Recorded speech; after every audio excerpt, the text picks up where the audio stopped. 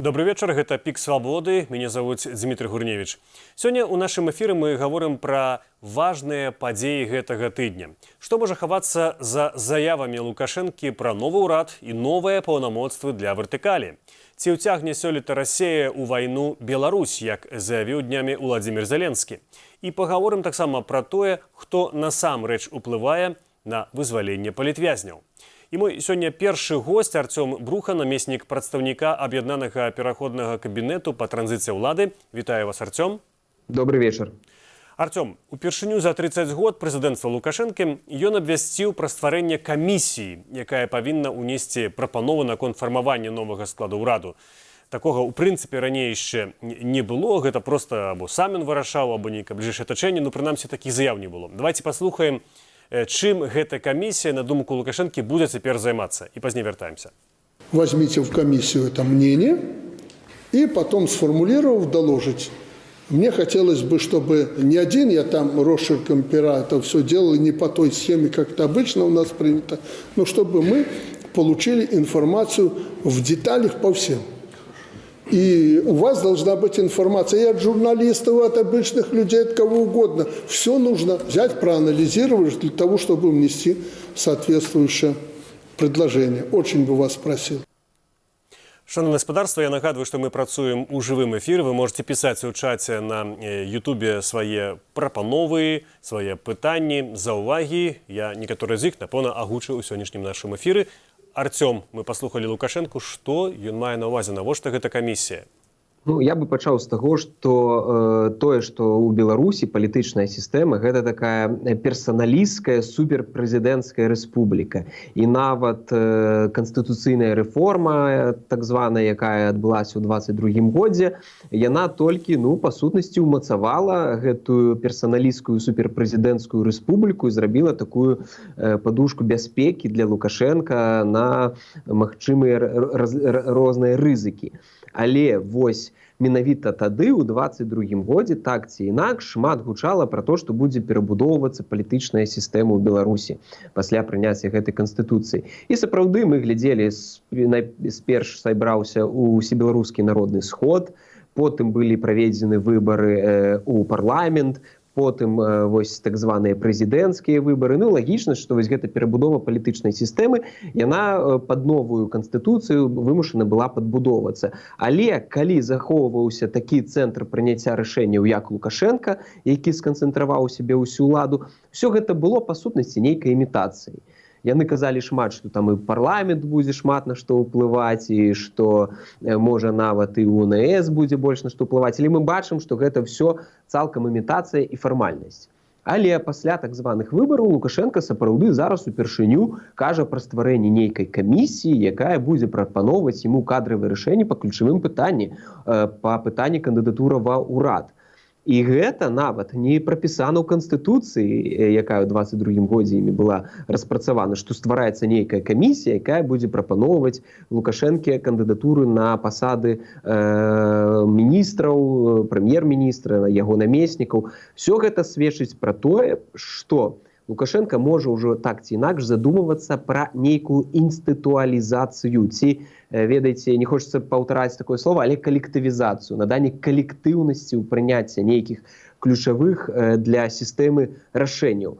То бок, калі ён раней гэта асабіста рабіў, вось тая самая персаналісцкая суперпрэзідэнцкая рэспубліка, то зараз ён все-таки спрабуе гэтае рашэнне больш зрабіць калектыўным. Але вы думаеце, што гэта шчырае памкненне, а не імітацыя? У прынцыпе ж можна сабраць колькі заўгодна розных меркаванняў, як ён казаў, ад журналістаў, там, не ведаю, ад сялянкі, ад рабочага, а ў выніку зрабіць все роўна па-свойму, а проста гаварыць, расказваць людзям, што ён з усімі параіўся.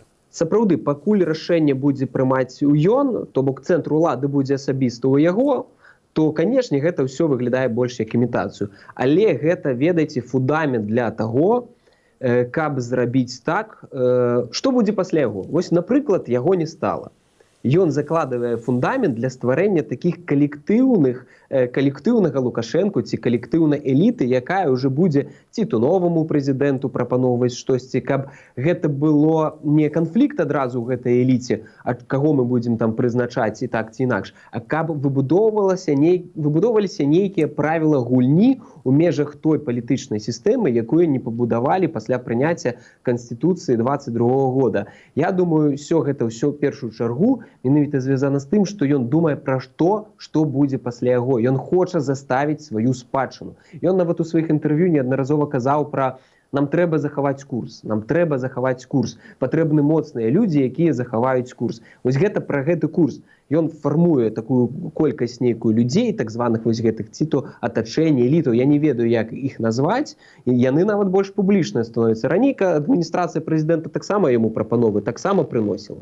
Ён прымаў рашэнне, але зараз гэта публічныя людзі, частка з іх, я думаю, будуць і з адміністрацыі, частка з іх так званых дэпутатаў, там даверныя асобы. Ну вось ён будзе фармаваць пул такога калектыўнага органа ці такой камісіі, якая будзе яму прапановваць. Сёння ён будзе канчатковае рашэнне прымаць, і нічога яны не змогуць з ім там паспрачацца, яму штосьці прапанаваць ці заблакаваць. А вось калі яго не будзе, ўжо іншае пытанне. Ну, то бок ён рыхтуе глебу для захавання свайго курсу пасля таго, як ён сыдзе, ці то памрэ, ці то штосьці іншае зробіць. Мой калега, палітычны аглядальнік радыё «Свабода» Валер Карбалевіч напісаў тэкст пазаўчора на нашым сайце, ён ёсць, і там ёсць цэлы абзац, прысвечаны, ну, нібыта, на думку спадара Карбалевіча, фаварыту Лукашэнкі. Гэта, на ягоную думку, генпракурор Андрэй Швед, і нібыта пра гэта сведчыць тое, што вось у гэту камісію, здаецца, так мае ўвайсці, апрача так званых старшыняў двух палатаў так званага беларускага парламенту, адзін сілавік, і гэта акурат Андрэй Швед. Як вы ацэньваеце ўвогуле такую верагоднасць? Ці назіраеце вы такую некую цеплыню Лукашэнкі да Шведа? Ну, ведаеце, вось гэтых спекуляцыяў наконт таго, хто будзе пасля Лукашэнкі, хто будзе яго пераемнікам, да каго цеплыню, ну там дагэтуль ён там цеплыню да крутога, там шмат Сергей Чалы нават казаў пра, што вось будзе транзіт улады да крутога. Шмат спекуляцыяў на тэму Мікалая Лукашэнкі, ці то пра Віктара Лукашэнку, там хтосьці пра Галоўчанку кажа. Я думаю, што ніхто з вышэй названых людзей вось на сёння не з'яўляецца сапраўдным фаварытам.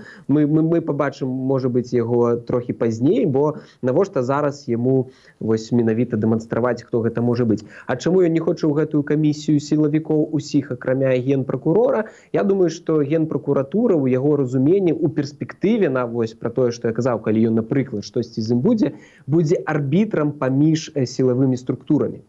То бок не сам, там, умоўна кажучы, там наступны прэзідэнт ці хтосьці яшчэ, што ўсё ж такі наўпростава генпракуратура будзе гэтыя там МВД, там вайсковую пракуратуру была ідэя стварыць.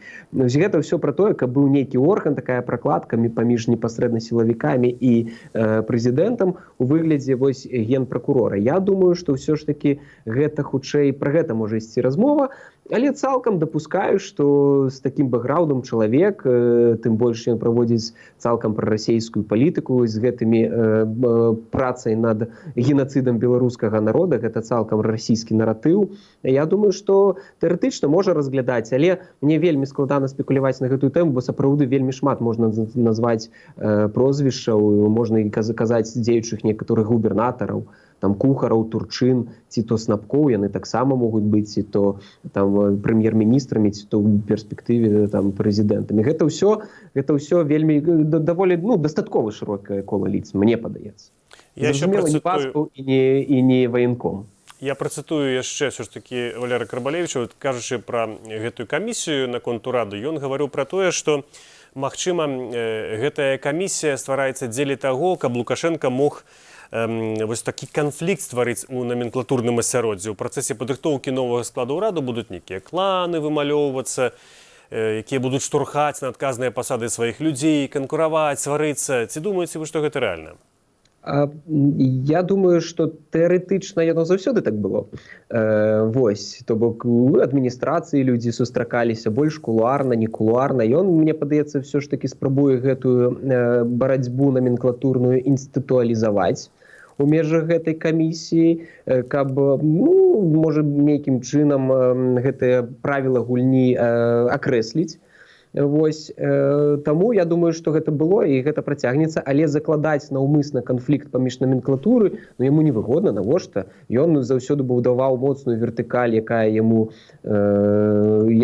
проста служыць верна і глядзіць на яго, навошта яму ствараць гэты канфлікт паміж імі, каб потым выступіць арбітрам, но тэарэтычна так, але я думаю, што штучна ствараць гэты канфлікт не мае сэнсу. Я больш схіляюся да таго, што ён хоча інстытуалізаваць менавіта вось гэтую номенклатурную барацьбу, каб калі яго не было, то ўсё роўна гэтыя правілы гульні яны захаваліся. Але ўсё ж такі вяртаючыся да ўраду, у гэтай беларускай сістэме, якая сёння ёсць, наколькі моцныя паўнамоцтвы гэтага ўраду? Вось, ну, ствараецца некая атмасфера зараз трохі таямнічасці, некая камісія будзе, а насамрэч ці шмат ён вырашае, ці ўсё ж такі гэта проста рэалізацыя пастановаў і ўжо рашэнняў самога Лукашэнкі. Так, вось я з чаго мой базавы тэзіс, чаго я пачаў эфір, што па сутнасці цэнтр улады застаецца ў Лукашэнкі. Нічога не змяняецца. Але я кажу пра тое, што ён спрабуе закласці вось гэты фундамент, што насамрэч, калі мяне не будзе, вось гэта сапраўды штосьці будзе вырашаць. Але пакуль я ёсць, нічога, яны будуць выконваць мои даручэнні. Ну і сапраўды, урад у гэтай сістэме не мае такіх моцных паўнамоцтваў, як у дэмакратычных сістэмах. Ну, парламент, урад. Не, сапраўды тут усё роўна цэнтр прыняцця рашэнняў у Лукашэнкі асабіста, ён стаў такім інстытутам, бо ён яшчэ і сумяшае ў сабе старшыню, пасаду старшыні Усебеларускага народнага схода. Гэта, ведаеце, калі яны спрабавалі зменшыць, пераўтварыць персаналісцкую суперпрэзідэнцкую рэспубліку ў менш персаналісцкую, яны стварылі ее мега-суперпрэзідэнцкай, калі ён у сабе ўсё вабраў, вось усё, пачынаючы ад агульнага сходу, ад выканаўчай улады, судовай і гэтак далей, нават больш. Ну, гэта проста фантастычна. Я думаю, што калі вось яны спрабавалі зрабіць крок наперад, яны зрабілі 2 крокі назад, насамрэч. Хацеў бы я яшчэ пагаварыць пра так званае мясцовае самакіраванне ў Беларусі. Вы, зрэшты, там працавалі у гэтай вобласці. Скажыце, вот ён таксама Лукашенко на гэтым тыдні гаварыў пра гэта, і ён паабяцаў, што зараз ягоная вертыкаль нібыта атрымае больш паўнамоцтваў, таму што ад іх будуць таксама і большыя патрабаванні. Адпаведна, трэба даць ім таксама паўнамоцтва. Гэта была цытата Лукашэнкі. Ці збіраюцца, на вашу думку, на гэта рабіць? Таму што мясцовае самакіраванне ў Беларусі так называлася насамрэч, але яно практычна мала што вырашала гэтыя сельсаветы, чым яны займаюцца, там зямлю мераць. Я тут бы больш казаў пра тое, што гэта хутчэй размова не пра самакіраванне, а пра кіраванне.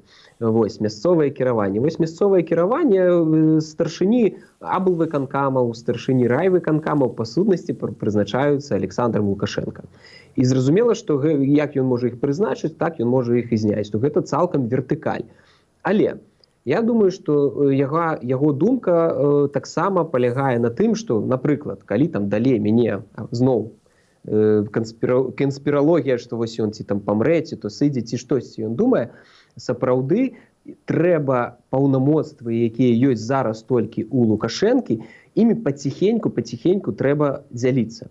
І вось перадача больш паўнамоцтвам старшыням райвыканкамаў і самім выканкамам, там цікава, што ў гэтым указе ёсць частка рашэнняў, якія будуць прымаць выканкам. А выканкам гэта не толькі старшыня, гэта там і намеснікі старшыні, там і яшчэ нейкі там кіраўнікі міліцыі, каго я не ведаю, яны там могуць каго заўгодна ўключыць, бэрсэмаўцаў, але так ці інакш таксама калектыўны орган.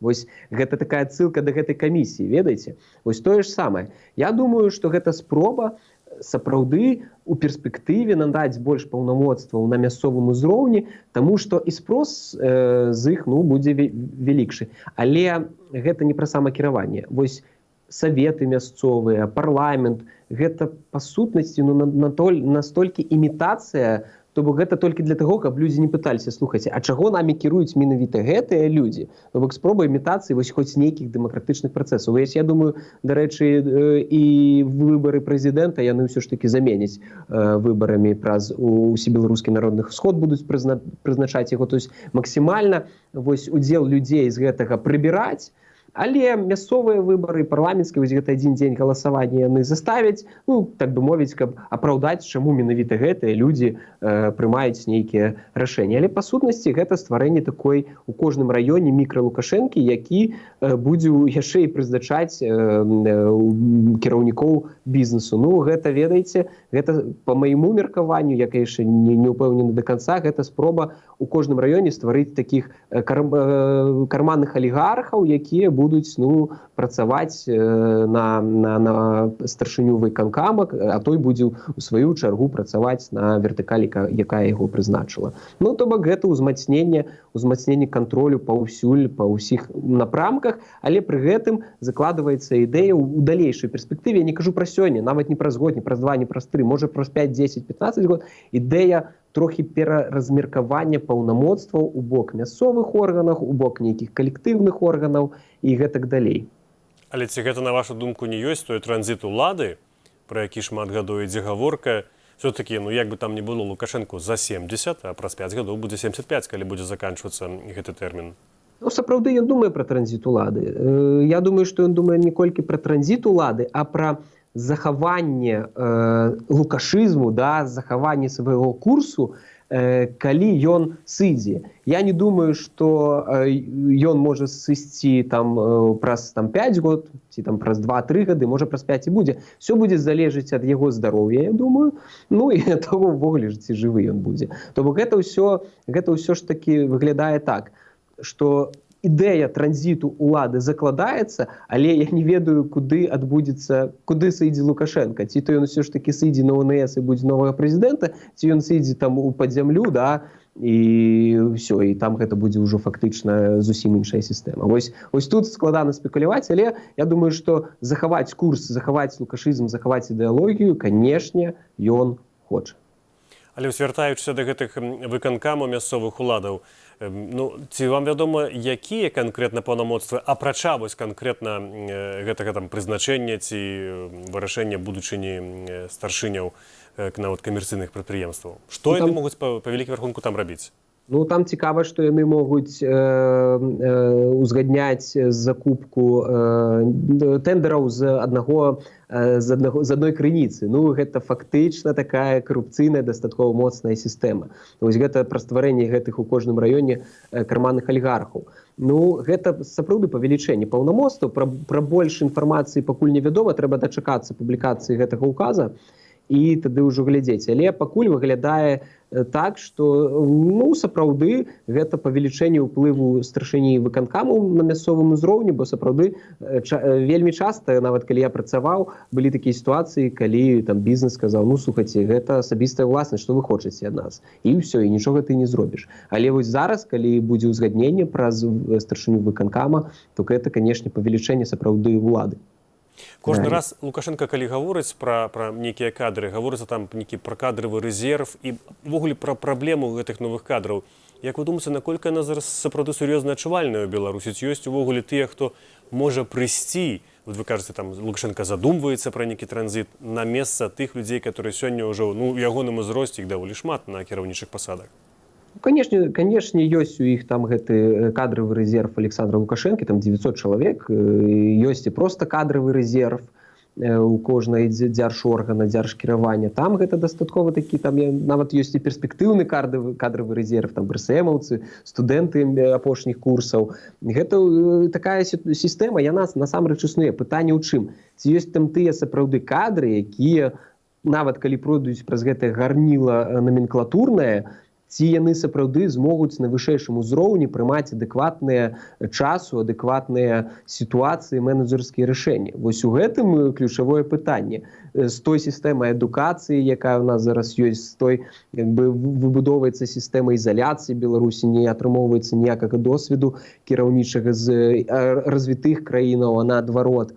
Ну, ўсё гэта сведчыць пра сапраўды нейкі крызіс. Я думаю, што праз нейкі час мы пабачым гэты крызіс. Але пакуль такая, ведаеце, на бліжэйшы час, я думаю, нейкая абойма, як кажуць у Лукашэнкі, ёсць на там міністраў, на ўрад, напрыклад, што тычыцца там больш высокіх пасадаў, ці то ён кагосьці бача на сваё месца, мне падаецца, сапраўды пакуль не. Ён нават там і пра гэта думаў, казаў, ну пакуль такога чалавека няма. Вось той добры, а вось каб яны, як я, былі ўсе ў адным месцы, ўсе добрыя якасці былі сабраны, такіх яшчэ няма. Ну, можа, дзесьці вымалююцца, але я думаю, што гэтае пытанне кадраў пакуль у бліжэйшы час гэтая абойма ёсць, але ці то ёсць за імі хтось, вось гэта галоўнае пытанне, пакуль выглядае так, што не зусім.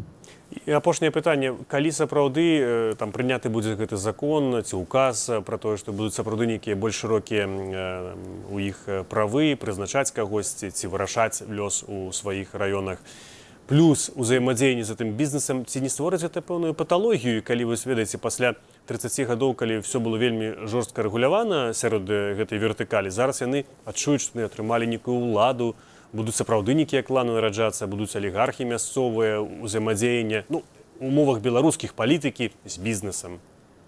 Ну, слухайце, я думаю, што у гэтым таксама палягае нейкая думка, стварэнне новых гэтых элітаў. Бо гэтыя старшыні выканкамаў, гэтыя бізнесоўцы, з которымі яны будуць працаваць, тыя дэпутаты, якіх яны самі там узгадняюць мясцовых органаў, яны ж потым усе пайдуць у усебеларускі народны сход.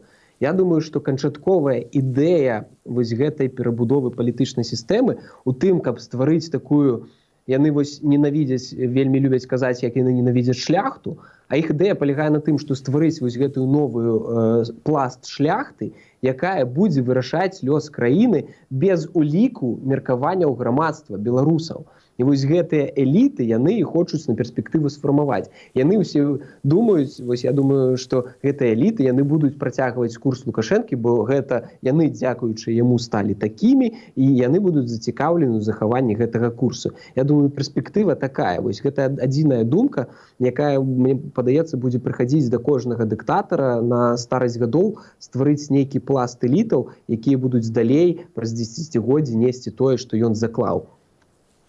Дзякуй вялікі, Арцём. Я нагадаю, што сёння маім госцем быў намеснік прадстаўніка аб'яднанага пераходнага кабінета па транзіце ўлады Арцём Брухан.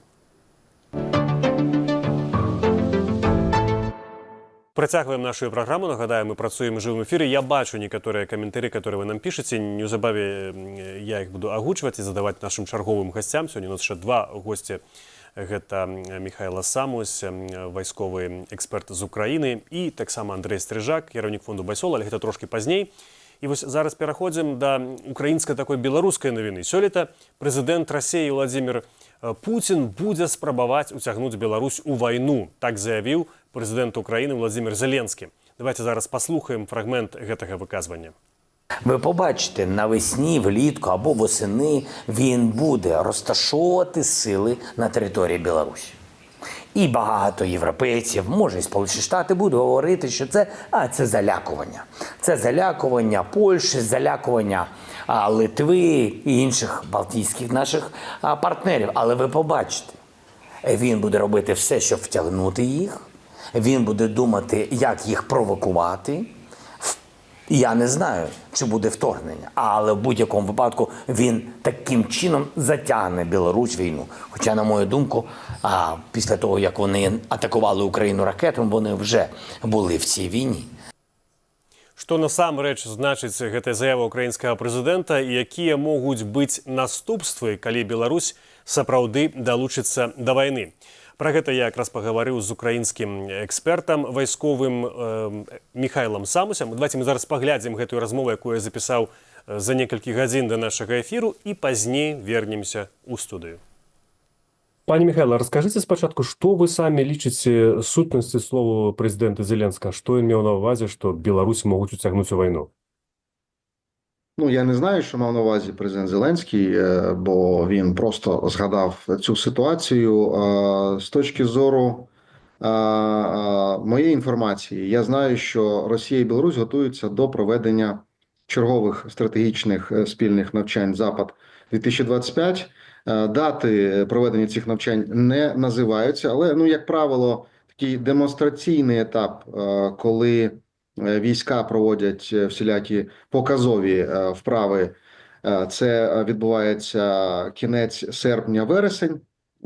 традиційно, в принципі, як підведення підсумків за навчальний рік 25-й, а якраз підготовчі заходи, які включають в себе і окремі елементи навчань, і, звісно, перекидання тих угруповань, тих підрозділів з'єднань, які будуть брати участь у навчаннях протягом року. І, в принципі, насправді, якщо вже в квітні з'явиться інформація, що Росія, наприклад, розпочала перекидання залізничним транспортом кілька десятків тисяч військовослужбовців, можна зробити буде висновок, що йде формування угруповання, яке буде більше, ніж те, яке потрібно для навчань. На навчання вистачить 10-15 тисяч військовослужбовців Збройних сил Росії, а якщо буде до 30 тисяч, то тоді можна буде говорити про, мабуть, підготовку не тільки до навчань, а можливо і під прикриттям навчань до якихось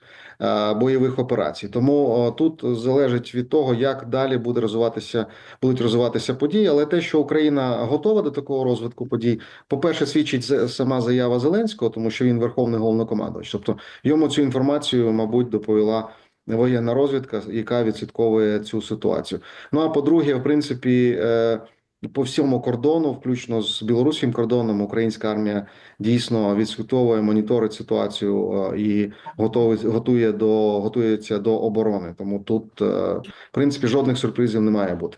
А як ви оцінюєте стан української армії сьогодні у порівнянні з повномасштабним уварванням у 22-му годі, менавіта з паўночнага напрамку, бо тады таксама все починалося у тим ліку із напрамку Білорусі?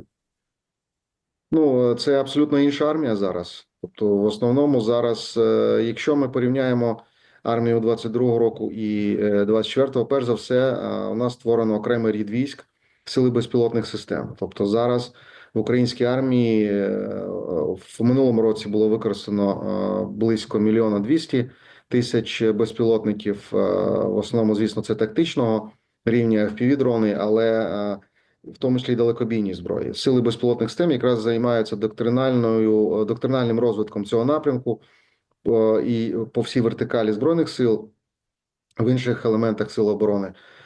Ну і на цей рік заплановано використання близько 30 000 далекобійних дронів. Це можна, в принципі, подивитися кожної ночі. Фактично більше 100 дронів атакують російську територію по НПЗ, по різним об'єктам військової інфраструктури. І це якраз головна різниця між тією армією, яка була на той момент і на даний момент. Крім того, звісно, йдуть в тому числі і організаційні зміни, організаційно-штатні.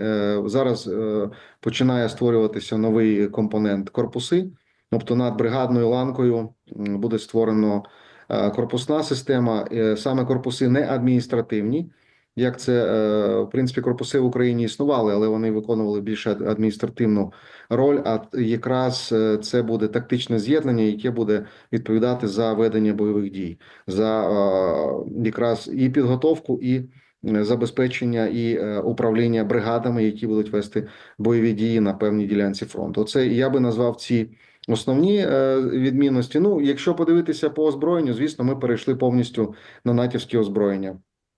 В тому числі, наприклад, авіація. У нас тепер на озброєнні стоїть F-16, і на цьому тижні перші літаки «Міраж-2000» з Франції вже прибули, нова партія F-16, тобто і вже йде підготовка до надходження гріпенів шведських. Тобто армія абсолютно змінилася. Тобто це абсолютно і по оснащенню, і по структурі, і по технологічному своєму розвитку. Ну, а калі ўявіць сабе чыста гіпатэтычна, што ўсё ж такі нешта адбудзецца неардынарнае і беларускія салдаты накіруюцца на паўночную мяжу Украіны, як вы ацэньваеце стан тады беларускай арміі? Ці ён як змяніўся за гэтыя гады? Бо прапагандысты шмат кажуць пра тое, што іх там Вагнер трэніраваў, што таксама яны куплялі ўзбраенне, там ведь уже і ядзернае зараз мае быць у Беларусі. Ну, я думаю, якщо подивитися по статистиці, то за один день приблизно 1200-1500 російських солдат гине. Якщо білоруси готові до таких втрат, то бойові дії можливі. Але я думаю, що все-таки білоруському народу такі втрати ну просто абсолютно немає сенсу нести. Тобто я не можу розуміти, яка мета участі Білорусі, навіть Лукашенка, в цій війні проти України. Тобто те, що Україна не провалиться від нападу з боку Білорусі, це однозначно.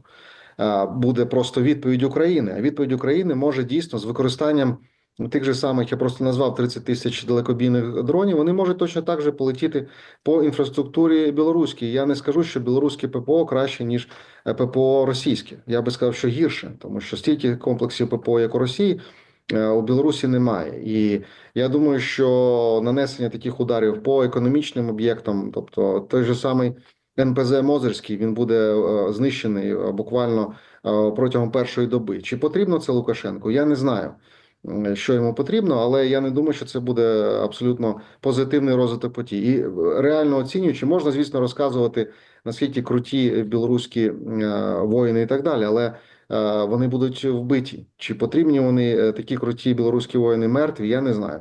Але ну тут білоруська армія не може зараз абсолютно претендувати на жоден успіх з українською армією, тому що це абсолютно різного рівня.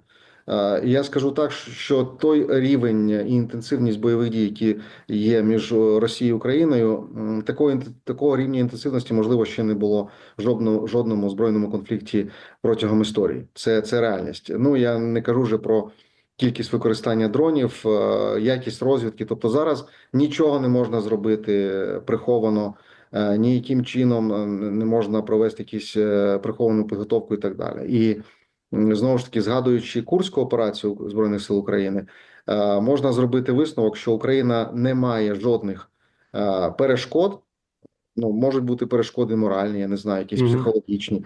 У української армії немає жодних перешкод перейти у відповідь білоруський кордон і окупувати білоруську територію, якщо білоруська армія перейде кордон український. Тобто тут для Білорусі, мені здається, занадто багато ризиків, щоб починати війну в інтересах Росії.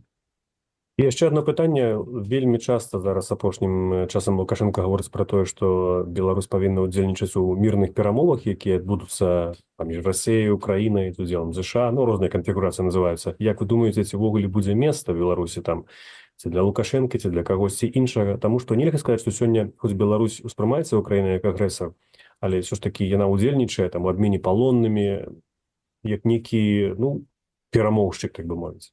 У Лукашенка може бути одна роль лише на відповідному трибуналі.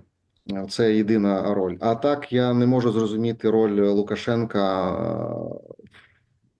яка його може бути там роль, участь, вплив, абсолютно ніякої. Тобто він не може ніяким чином впливати на Україну, на Росію. На що він може впливати? Гаворка про тое, каб не прадаць Беларусь, як ён кажа, каб калі будуць дамовы пра нейкія кампенсацыі, рэпарацыі, каб Беларусь не стала закладніцай таго, што яе адмяняюць на нешта. А яким чином, тобто Лукашенко не може ніяким чином вплинути на те, на будь-яке рішення, яке буде ухвалено Росією, Україною чи Сполученими Штатами? Абсолютно ніякого. Ще раз підкреслю, Лукашенко довів країну до того стану, що вона не може впливати на жодне рішення. Ну, можливо, у Путіна з Лукашенком є якісь відносини, але у Лукашенка немає жодних відносин з Зеленським, з Трампом чи з іншими, і їх не буде вже. Не буде цих відносин, і тому він не може впливати на жодне рішення, яке буде ухвалюватися в Києві чи в Вашингтоні. Можливо, в Москві, але це вже їхні проблеми Путіна і Лукашенка. Тому я не думаю, що Лукашенко може хоч якимось чином претендувати хоч на якусь участь в будь-яких консультаціях, переговорах чи комунікаціях в рамках заморозки цієї війни. Гэта быў Михайло Самусь, вайсковы эксперт з Украіны. Мы працягваем наше выданне. Нагадаю, мяне зовут Дмітрий Гурневіч. Вы глядзіце «Пік Свабоды», падзея каментар на канале «Свабода Прэміум». Будьце разам з намі, яшчэ бліжэйшыя амаль што 30 хвілінаў. А зараз да нас далучаецца наш чарговы госць. Гэта палітычны глядальнік Радыё Свабода Юрий Дракахрус. Вітаю, Юрий. Добрый вечер. Юры, мы вас попросили все-таки побыть сегодня гостем, потому что это была украинская перспектива. А вот цікаво, что вы бачите, як аналитик, с белорусского боку? Ці сапраўды Лукашенко не може адмовіць Путіну, вось, калі б такая прапанова прагучала. Ну, там гаворка ідзецца пра вучэнні, которые маюць адбыцца ўвесну ў Беларусі. І нібыта вось Владимир Зеленскі кажа, што гэта можа быць все-таки момантам, калі Путін захоча Беларусь уцягнуць у гэтую вайну. Ну, быць-то можа, конечно, але справа ў тым, што гэтыя вучэнні яны былі запланаваныя шмат-шмат гадоў таму. Гэтыя вучэнні адбываюцца праз кожныя 2 гады.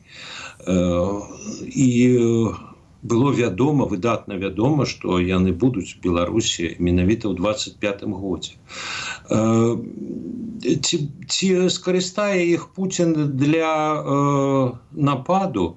Можа быць так, а можа быць і не. Урэшце рэшт, першапачаткова планавалася, што вот зараз пра гэта паведамляецца, што там каля 13 тысяч чалавек будзе. 13 тысяч это явно мало для того, каб адкрыць фактычна новы фронт. З іншага боку, а што перашкаджала зрабіць это ў 22-м годзе, ў 23-м, у 22-м годзе это і было зроблена. Скажем, в канцы 22-го году яшчэ завесці войскі, 23-м, 24-м. Маглі это зрабіць і тады, і калі не зрабілі, то значыць, ці то Пуціну это не спатрэбілася, ці то Лукашенко адбрыкивался все-таки неяк, і махнули рукой, сказали, ладно. Давайте перед тем, как до нас долучится еще Я хочу Андрей нагадать, Стрижак. что до Кастрычника 22 года обстреливали ракетами с территории Беларуси, а потом спынили. И знову же питание, ці то Путин вырашил, что вот не треба таким образом уцягивать Беларусь, ці то Лукашенко попросил, потлумачил, придумал какое-то тлумачение, чему этого не треба робить. И там сказали, ладно, бог с тобой, у нас много інших локаций, откуль мы можем обстреливать Украину. Так что я думаю, что зразумела, навошта такие заявы робіць Зеленскі, нават калі у іх няма вялікіх падставаў. Але наколькі это адпавядае і не, мы не ведаем, самое галоўнае, мы не ведаем, что насамрэч ведае Зеленскі, не просто какие-то паперки, которые там Дзярждума ратыфікуе. Я вам хочу пригадать, як в 21-м фактично годзе американцы казали прямым текстом Украине, всему свету: русские нападут, Путин нападе. Мы просто это ведаем. Вот в апошняй книжке Боба Вудварда, он описывае, что яны просто ведали, у іх были каналы з Кремля. Я не упэўнены, што яны зніклі. Магчыма, яны ёсць у амерыканцаў, магчыма, яны ёсць, дарэчы, у украінцаў. І магчыма, Зеленскі проста ведае. А магчыма, не. А магчыма, ён проста як палітык выкарыстоўвае эту сітуацыю, гаворыць сваім партнерам, саюзнікам, што Москва можа пайсці на эскалацыю, і таму дапамагайце нам. Дякую вялікі, Юрий. Я его абсолютно разумею. Я нагадаю, што зараз з намі быў Юрий Деркахрус, палітычны аглядальнік Рады Свабоды. Дзякую вялікі, Юрий. Тым часам у нас ужо чарговы госць, кіраўнік фонду Байсол Андрей Стрижак. За Андреем праз хвіліну мы будзем гаварыць пра вызваленне палітвязняў, але спачатку я хацеў бы таксама і Андрэя спытаць пра заявы Зеленскага і магчымыя сцэнары, звязаныя з гэтымі вучэннямі. Андрей Стрижак з 2014 года ездзіў ва Украіну, таксама дапамагаў Украіне, калі пачалася вайна, дапамагаў там гуманітарным грузам. Вы, Андрей, напісалі пост у Фейсбуку, дзе так гіпатэтычна накрэслілі 2 варыянты. Я не буду казаць, спойлер просто, тое, што можа чакаць Еўропу. Коротка вельмі скажыце, што гэта за гэтыя 2 сцэнары? Першы сцэнарый, які я бачу, гэта новая халодная вайна, у якой будзе новая жалезная заслона, у якой будуць новыя дзеянні ніжэй за парог вайны, так званы новы гібридны падыход, які мы бачым зараз на прыкладзе гэтых парваных кабеляў паміж краінамі Скандынавіі і Балтыі. які мы бачым у розных дыверсіях, узрывах на вайсковых складах і таму падобных рэчах. Ну і, на жаль, Беларусь застаецца па той бок жалезнай заслоны ў такім выпадку, а Украіна атрымлівае вельмі балючы мір, у якім, хутчэй за ўсё, і проста абавязваюць не ўступаць ніякія блокі, ну і гарантаваць, што яна не будзе мець ніякіх значных вайсковых сілаў, і Расія можа ў любы момант мець яе пад кантролем. І вось такі сцэнар, ён вельмі зацягвае сітуацыю, бо ён зацэментоўвае, стабілізуе гэтую сітуацыю ў тым моменце, які ён зараз ёсць. Другі варыянт – гарачая вайна, вялікая вайна ў Еўропе. Я прагназую, што гэта можа быць напад на краіны Балты. У любым выпадку пра гэта кажуць таксама эксперты ваенныя і еўрапейскія. Яны кажуць пра тое, што 28-30 год найбольш верагодны час, калі Расія можа паспрабаваць памацаць, наколькі натаўскі 5-й артыкул моцны і рабіць нейкія правакацыі супраць краінаў НАТО. Ось такія два асноўных сцэнара, і зразумела, што ў другім сцэнары тэрыторыя Беларусі, а можа быць і расійская, і беларускае войска супольна, будуць выкарыстоўвацца супраць Еўропы і дзеля агрэсіі ў бок Еўропы і НАТО. Андрей, але ёсць і больш добрыя навіны. Палізняволеная Паліна Шэрэнда-Панасюк пасля вызвалення прыехала ў Вільню і злучылася са сваёй сям'ёй. Давайте паглядзім коротка гэты момант. Все, живе Беларусь!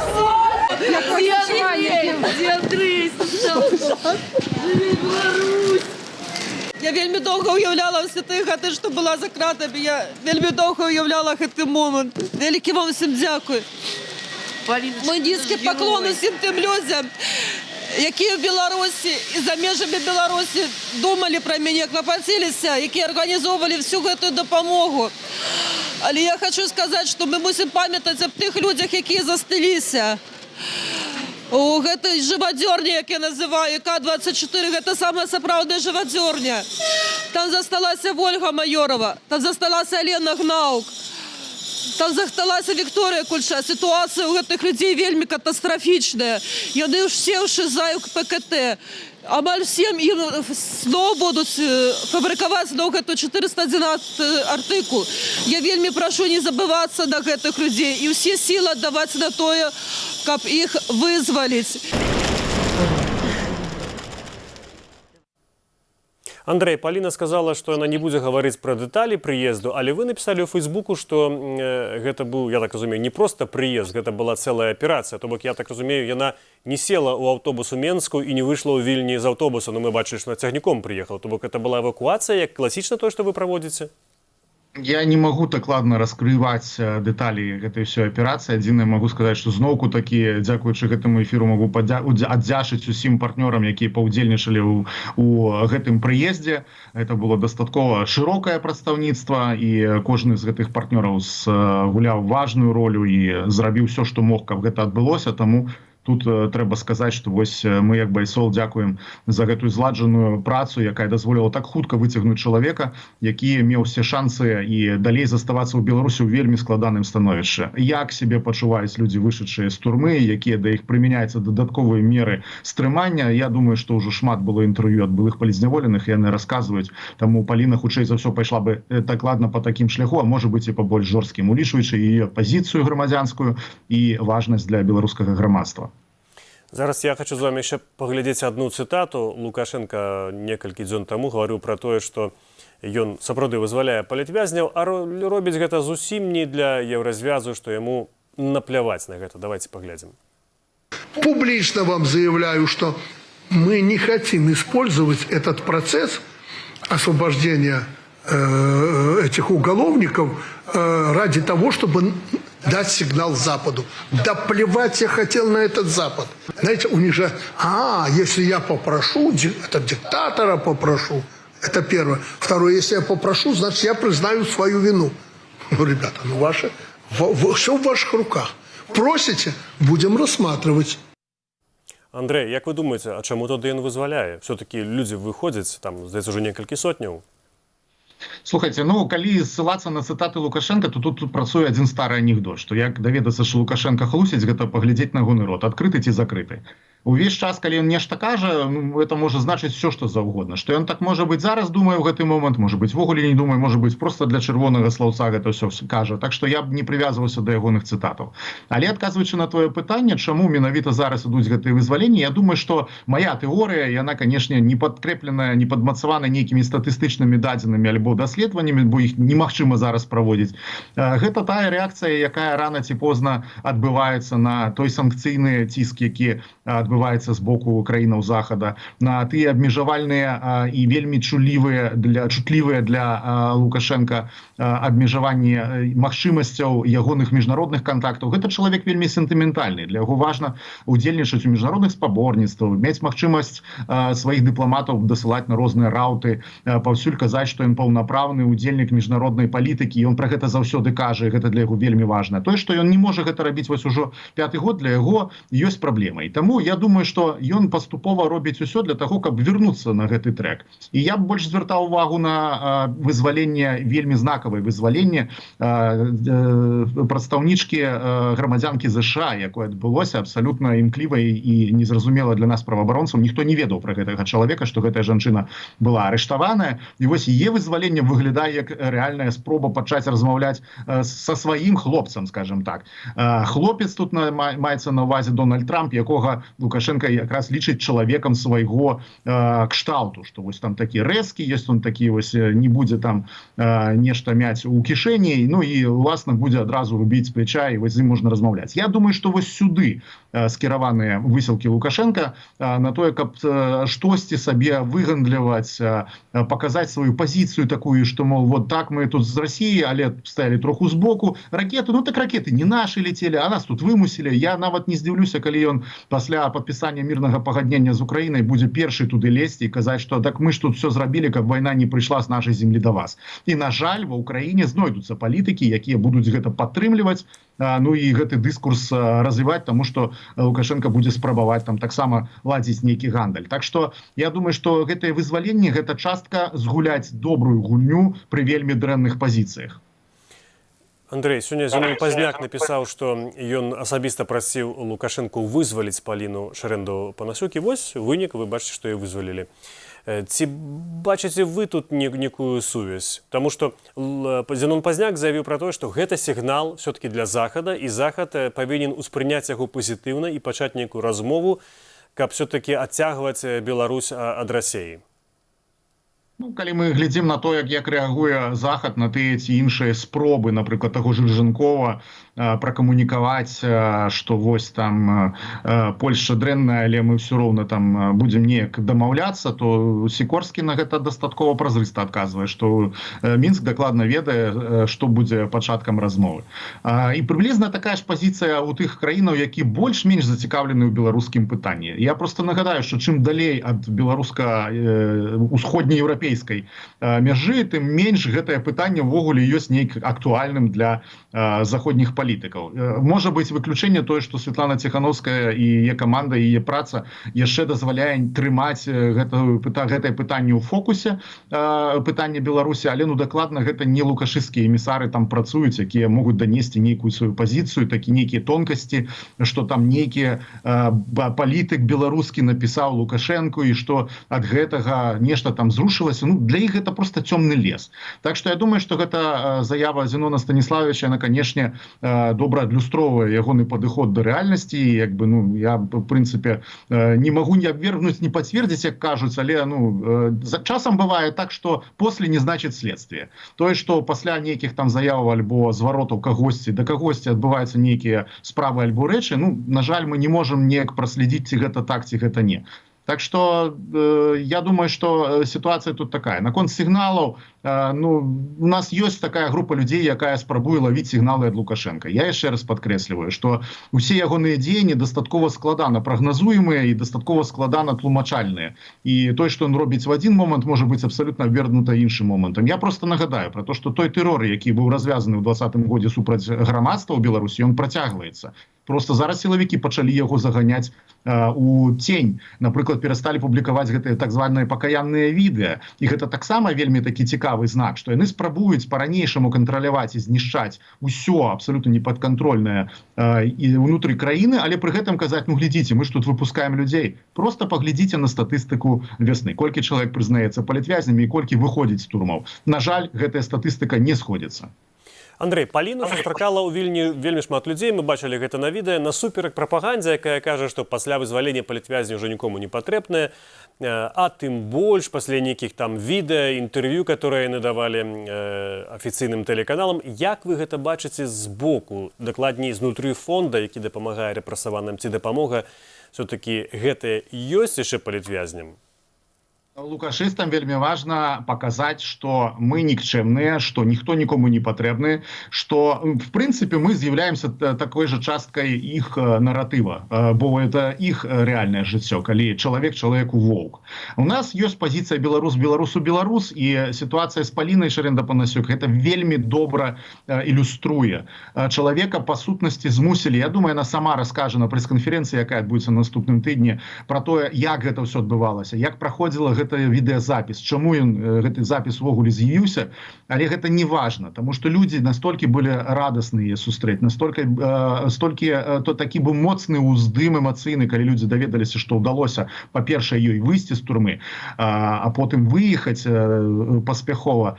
Я бачу просто, уся стужка моя ў Фейсбуку і ва ўсіх сацыяльных сетках пра гэта кажа. Ну і калі казаць пра нейкія такія практычныя результаты, то вось мы некалькі гадзін назад запусцілі на сайце baysol.org збор для Паліны. Я зараз просто адкрыў сайт і гляджу, там 3635 евро ўжо сабрана за некалькі гадзін. І гэта кажа пра тое, што беларуская салідарнасць трывае, культура салідарнасці ў беларусаў моцная, бо мы ўжо 5-й год трымаем гэты супермарафон. І я думаю, што гэтая дапамога будзе працягвацца.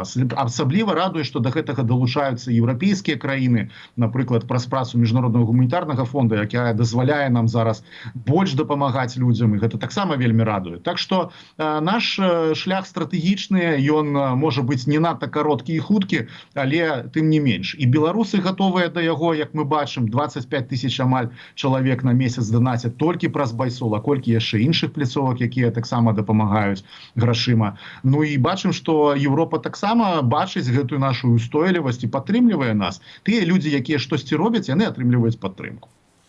Учора была сітуацыя з праектам Антона Матолькі «Беларускі гаюн». Сёння Антон заявіў пра тое, што гэты праект спыняецца. Вы казалі, што за адзін дзень было вамі атрымана 50, здаецца, заявак на эвакуацыю з Беларусі. Ці нешта змянілася? Мне цікава проста дынаміка, наколькі гэта можа быць сур'ёзна для людзей, которые знаходзяцца ў Беларусі. 50 заявак на гарачую лінію, якія звязаныя з сітуацыяй з гаюном. Далёка не ўсе яны даходзяць да эвакуацыі, таму што частка людзей просто высвятляе, у чым ёсць пагроза, у чым небяспека. Вось я падпісаны на гаюн, а ці гаюн ввогуле быў зламаны, альбо там, што мне зрабіць, каб абезапасіць маіх сваякоў унутры краіны. Так што далёка не ўсе гэтыя заяўкі наўпрост на эвакуацыю. Лічба павялічылася. За сённяшні дзень у нас ёсць яшчэ прыблізна 40 заявак, якія звязаныя з гэтай сітуацыяй, агулам да 100, дзе мы тлумачым людзям, што можна ў гэтай сітуацыі зрабіць. І дзякуй, канешне, беларускім медыа. Наша Ніва апублікавала вельмі добрую інструкцыю па тым, як карыстацца зараз дэвайсамі ва ўмовах гэтай атакі. І я вельмі рады, што ўсё-таки ёсць магчымасць хоць неяк гэтым людзям дапамагаць у той жа эвакуацыі, калі гэта патрэбна. Сітуацыя сур'ёзная, бо ніхто не ведае аб'ёмаў той інфармацыі, якую атрымалі сілавікі, а гэта значыць, што трэба разлічваць на найгоршы варыянт, што гэтая інфармацыя атрыманая ў поўным аб'ёме. Менавіта па гэтым чаце. Я падкрэсліваю, што гэта гаворка ідзе пра чат, у якім сядзелі адміністратары, якія выкладаюць інфармацыю пра тое, што адбываецца ў Беларусі. Гэта не значыць, што абсалютна вся сістэма была зламана. Але, канешне, ўсё роўна мы разглядаем найгоршыя варыянты, што да людзей будуць прыходзіць, іх трэба эвакуяваць. Таму, сітуацыя складаная, не ўпершыню мы трапляем у момант, калі трэба выцягваць дастаткова вялікую колькасць людзей. У нас былі папярэднія падобныя гісторыі, калі былі аблавы на сваякоў палітвязняў і іншыя атакі з боку уладаў. І для нас гэта сітуацыя можа быць не зусім штатная, але зразумелая, і ўсе трэкі зразумелыя. Мы працуем, наша каманда эвакуацыі таксама працуе. Так што калі вы адчуваеце, што вы зараз знаходзіцеся ў небяспецы, заўсёды можна звярнуцца ў байсол, атрымаць вычэпную кансультацыю по вашай сітуацыі і дапамогу, калі гэта будзе патрэбна. Еще все-таки питання, зв'язане з самим Гайном. Проєкт спинений, але гэта адбываецца якраз таки напярэдадні гэтых вучэнняў, про якія мы казалі пару хвілін таму, даволі для некаторых небяспечная тэма, у тым ліку для прэзідэнта Украіны. Ці, на вашу думку, гэта правільнае рашэнне было, нават пасля такога здарэння, як все-таки там узлом гэтай базы дадзеных, магчыма, пагроза некаторым людзям, бо тут трэба ўзважваць дзве рэчы: вайну, якая ідзе, і гэту сітуацыю. Як вы гэта пракаментуеце? Я не готовы нацягнуць на сябе башмакі Антона Матолька, у мяне свае, яны таксама дастаткова непростыя. Я разумею, што ў кожнага чалавека ёсць свой нейкі запас трываласці, свой запас імпэта і разумення, наколькі далёка ты можаш ісці і што ты можаш вытрымаць. Я чуў і прачытаў проста велізарную колькасць розных адзнак Антона Матолька, сярод іх, канешне, было больш негатыўных, і ёсць падставы для гэтага. Чалавек насамрэч дапусціў фатальную памылку ў гэтай сітуацыі, але адзінае, што я хочу падкрэсліць, і гэта вельмі важна, хіба ўпершыню я прачытаў, што публічна кіраўнік такой буйной і важнай ініцыятывы сказаў пра тое, што ён прызнае памылку за сабой і што гэта рэальна ягоная адказнасць. Ведаючы Антона асабіста дастаткова даўно, я ведаю, наколькі ён чалавек чуллівы да таго, што адбываецца, наколькі яму важна, каб сітуацыя была пад кантролем і ўсё працавала як трэба. Я разумею, які удар зараз нанесены для яго асабістай самаадзнакі ўсяго астатняга гэтай сітуацыі, колькі яшчэ будзе гэтых удараў, калі будзе вядома пра тое, што людзі садзяцца, на жаль, за гэтай сітуацыяй. Я разумею, чаму ён так паступіў, гэта значыць, што ён проста далей ісці ўжо не мог. І да гэтага таксама трэба ставіцца з разуменнем. Мы ўсе не толькі грамадскія функцыі, і я, і ўсе працаўнікі Радыё Свабода, і Святлана Ціханаўская, іншыя людзі, якія рэпрэзентуюць Беларусь на сённяшні дзень, альбо нейкія канкрэтныя вялікія праекты, мы ўсе жывыя людзі, ўсе маем сваю крохкасць пэўную, кропку, пасля якой мы можам зламацца і больш не мець магчымасці рабіць тое, што мы робім. І зараз я проста магу казаць, што мы падхопліваем гэты сцяг, дзе можам, дапамагаем тым людзям, якія трапілі ў гэтую беду з-за гэтай фатальнай памылкі. Я не адмаўляю, што яна адбылася, гэтая памылка. Ну і будзем неяк разам спрабаваць выпраўляць сітуацыю. Наконт Антона, я вельмі спадзяюся, што ён яшчэ вернецца ў нейкім фармаце, ў нейкія ініцыятывы, нейкія грамадскую дзейнасць, таму што ягоная экспертыза, яна не перакрэсліваецца нават самай фатальнай памылкай. Тое, што было зроблена за апошнія 10 плюс год, я просто хочу нагадаць, это БНР-100, напрыклад, разам з камандай. Гэта вельмі шмат розных праектаў, гэта мола-мола, якая працавала і збірала грошы. Гэта праект «Матолька, памагі». Яны ўсе, гэтыя праекты, не перакрэсліваюцца адной гэтай фатальнай, велізарнай, вельмі страшнай памылкай. Так што я спадзяюся, што Антон яшчэ вернецца. Паглядзім, як яму удасца гэта зрабіць, і будуць яму людзі давяраць, але гэта ўжо ягоная асабістая задача і справа. Вельмі кароткае пытанне, яно вынікае з нашага чату. Пра Ігора Кізіма, такого украінскага дыпламата, які займаўся беларускай дэмакратычнай супольнасцю. Людзі пытаюцца і думаюць, ці будзе хтосьці ўзамен, ці штосьці зменіцца. Які ваш адказ кароткі на гэта пытанне? З Ігорем Валентиновичем мы знаёмы яшчэ з 17-го ці 16-го года. Это адзін з самых дасведчаных украінскіх дыпламатаў у беларускай тэматыцы. Я думаю, што іх, в прынцыпе, два самых асноўных: Роман Бессмертны і Ігор Кізім. Вельмі шкада, канешне, што чалавек сышоў з гэтай пасады. Ці будзе хтосьці такога кшталту, такога разумення беларускай унутранай справы прызначаны на ягонае месца, зараз пытанне адкрытае. Але ў любым выпадку тое, што Украіна прызнала і зрабіла такую пазіцыю, што ёсць гэты спецпрадстаўнік пры дэмакратычных сілах з боку Украіны, гэта вельмі добрая сітуацыя. Я вельмі спадзяюся, што гэтае месца не будзе доўга вакантным, і мы пабачым новую персону, з якой можна будзе размаўляць пра долю беларускіх добраахвотнікаў, беларусаў у Украіне ў цэлым і пра нашу будучыню беларуска-украінскіх стасункаў. Дзякуй вялікі, Андрэй. Я нагадаю нашым гледачам і слухачам, што маім госцем быў кіраўнік фонду Байсол Андрэй Стрыжак. Дзякуй, Андрэй. Мы працягваем наш эфір ужо апошнім акордам. Даволі сумная навіна сёння на могілках у Кіеве, дзе пахаваныя іншыя беларускія ваяры. Пахавалі беларускую добраахвотніцу Марыю Зайцеву. Яна загінула ў баі пад Пакроўскам, гэта Донецкая вобласць, 17 студзеня. Давайте паглядзім відэа без каментара.